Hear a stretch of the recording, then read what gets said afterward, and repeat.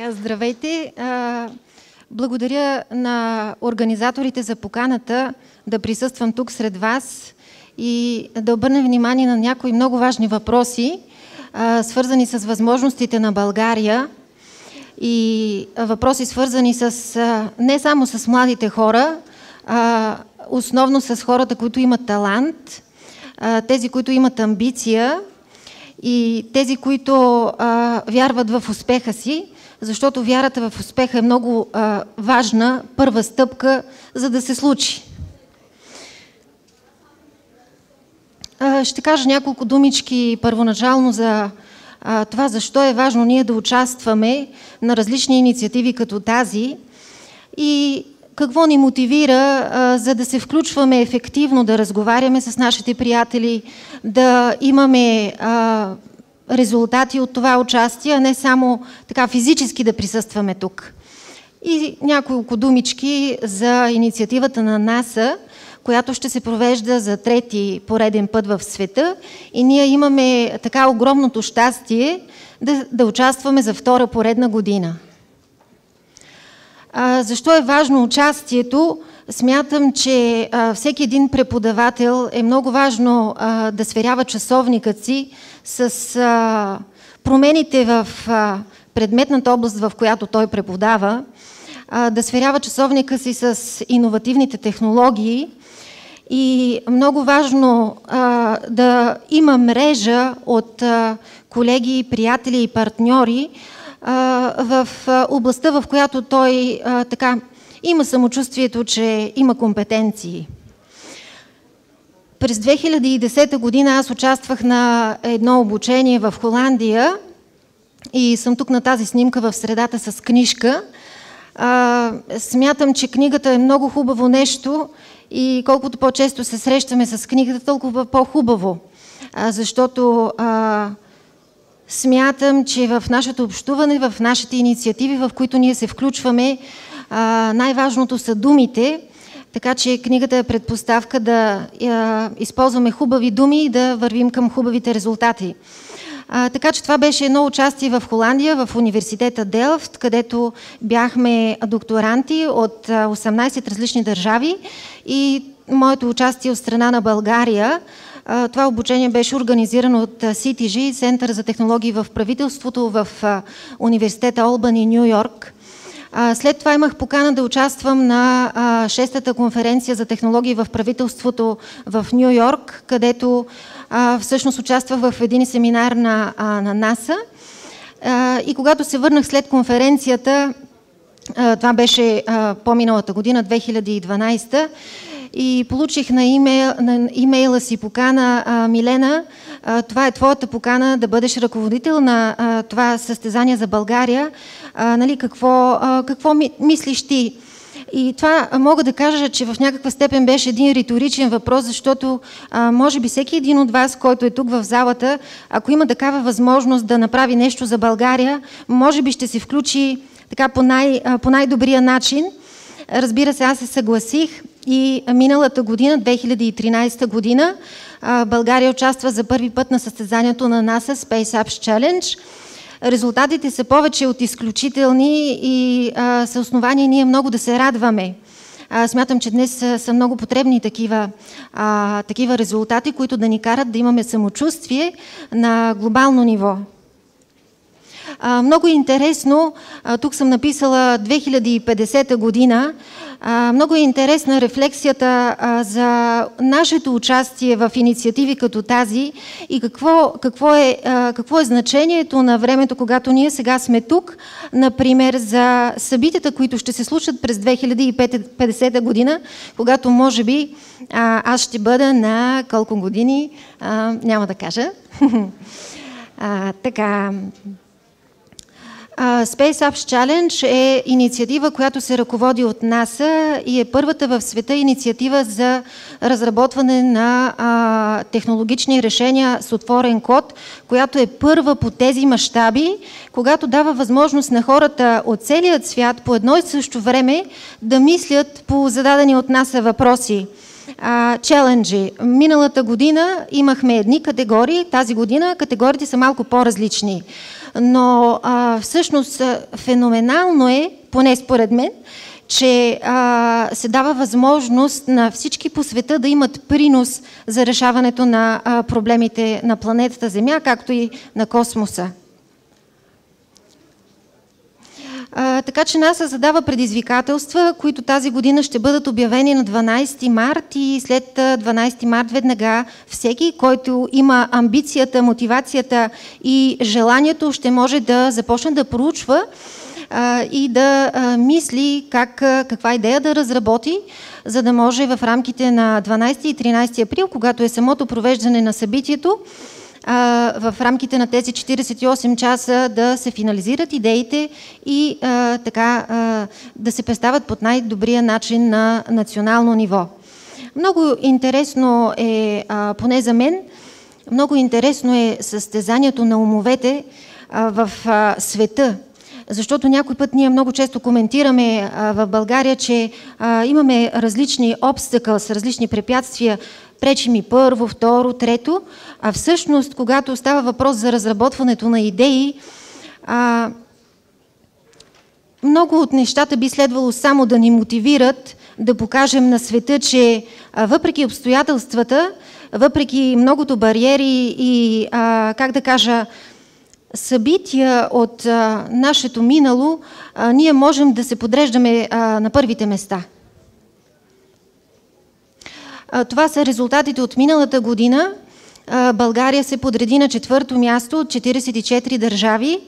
Мисля, че това е прекрасно и ние всички би следвало да имаме самочувствието от това постижение на българските екипи. Нещо повече, българското решение Chickbooks, колегите много промотираха идеята, изключително амбицирани млади хора. Те се подредиха сред най-добрите 6 глобални финалиста и спечелиха наградата да присъстват на живо на изстрелването на совалката Меван, което е уникално събитие и единици хора в света имат този шанс. Така че това е само факт за гордост, а пък решението на учениците от Природо-математическата гимназия в Бургас се подреди сред най-добрите 6 в категорията концепция. Тази година, както казах, ще се включим отново. Голямо предизвикателство е за цяла България, според мен, защото ако погледнем на картата Австралия, континента Австралия има само 3 локации, малко не се вижда, но реално са 3. В Италия имаме само една локация, а България, както се казва на някои места, малка България, ще се включим с 2 локации в София и Бургас. Къде ще се проведе състезанието? В Технически университет София и в Природо-математическата гимназия в Бургас. Но много прекрасно е, че всеки един от цяла България ще може да се включи, защото инициативата дава възможност за виртуално участие. Разбира се, когато е отворена регистрацията, това ще бъде съвсем скоро, в началото на март, може би тези дни, очакваме с нетърпение. Когато се регистрирате, ще трябва да изберете виртуално участие. Така че много се радвам, че Технически университет, където работя от 2005 година, ще бъде домакин на това събитие. Колегите така много са ентусиазирани и смятам, че ще се организира прекрасно състезание и в университета в София, Технически университет и в Природо-математическата гимназия в Бургас, където има изключително умни ученици. Като цяло, моето мнение е, че в България има много умни млади хора. Това са предизвикателствата тази година: роботика, космически технологии, пилотируеми космически кораби, астероиди, глобални климатични промени. И всяко едно от зададените около 35 или 40 някъде предизвикателства ще бъде в контекста на категориите образование и данни. И на мен лично много ми е любопитно какви ще бъдат тези предизвикателства. И още повече ми е любопитно колко и какви решения ще изобретат българските състезатели. Регистрацията, както казах, за участие ще бъде отворена в началото на месец март. Това е сайта, т.е. платформата на НАСА, откъдето ще може да се прави регистрация. а самото публикуването им ще бъде на 12 март. Сложила съм един пясъчен часовник, защото смятам, че времето е много важно като цяло, не часовото време, а по-скоро времето, за което ние създаваме идея, времето, за което ние мислим по тези важни въпроси, които засягат живота на планетата и въобще да имаме принос към обществото. Какви са предимствата на българските екипи?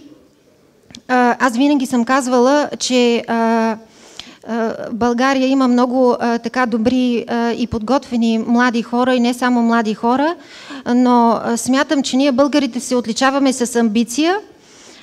Смятам, че имаме мотивация да представим България под най-добрият начин и очаквам да бъдат разработени много прекрасни решения с отворен код.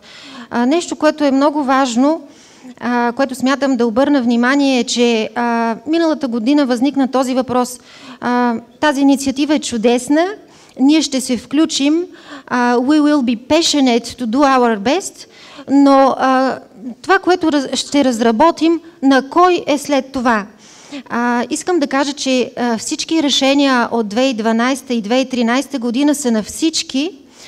Всеки може да ги използва допълнително, да ги експлоатира, да прави различни композиции. Така че това, което ще разработят българските екипи, както и всички екипи от целия свят, ще бъде притежание на цялото общество, на целия свят. Възниква и такъв въпрос сред някои, които биха искали да се включат, но казват: много ми се иска да се включа в някаква инициатива на НАСА, дето съм си някога мечтал. Обаче как да се подготвя? Тук съм направила един много кратък преглед на някои ресурси, които са свободно достъпни и е добра практика в областта на образованието.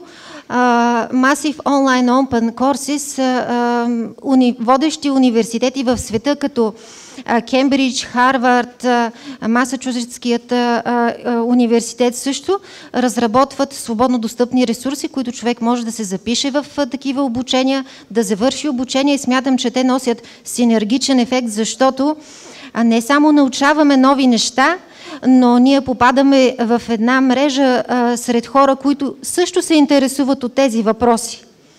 Така че това са много добри ресурси, които помагат на всеки амбициозен човек да върви смело в знанието си. Защо аз се мотивирам да се включа? Защото може би е прекрасно да виждаме знамето на България на картата на света, защото може би е много важно да работя с екип, с моите приятели, защото искам да си сътруднича с екипи от целия свят.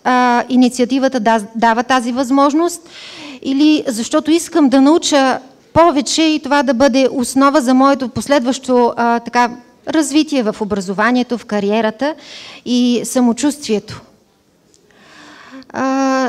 Голям мотивиращ фактор смятам, че и факта, че НАСА за първи път дава на света данни, които са генерирани чрез мисиите на НАСА, което до момента не се е случвало. Мотивация може да бъде и включването в този модел за иновации, защото този модел, когато се задават предизвикателства за решаване, може да бъде прилаган от всяка една организация, когато се задава на хората да мислят по тези проблеми и да дават предложения как да бъдат решени. Повече информация може да намерите на сайта на състезанието Space Apps Challenge. Това е домейнът, и на сайта на състезанието за България Space Apps Challenge България EU. Благодаря ви за вниманието и още веднъж очаквам много хубави успехи от българските екипи. Благодаря.